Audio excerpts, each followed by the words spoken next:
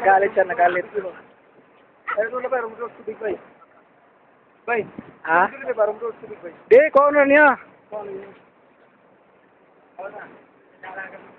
Wala pa na padunlan.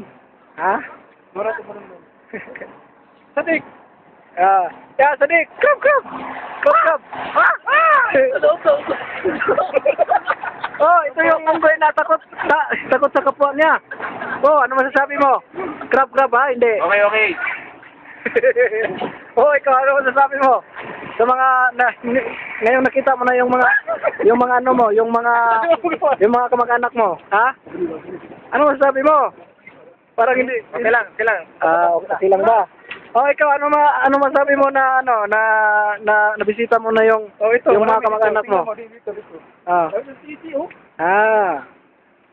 Doon pala. Ikaw ano masasabi mo? Na nakita mo na yung mga kamag-anak mo ngayon? Sabi ko ngayon, masaya ka na. Oh, ito naman. Dito naman tayo sa mga ibang katupang unggoy. Sige, buksan mo. Ikaw, ano masasabi mo na nabisita mo na yung mga kamag-anak mo? Masaya ka ba? Nung hanap yung nanay ko dyan eh.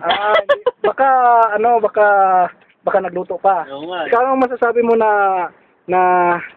bisita mo yung mga kapwa mong Takot ako? natatakot ka? Bakit? Ako, galit. Bakit? Hindi kami magkamukha eh. Ayun pala, nice na. Ay, wa! Masaya ka talaga no na nakita mo na yung yung mga kamag-anak mo.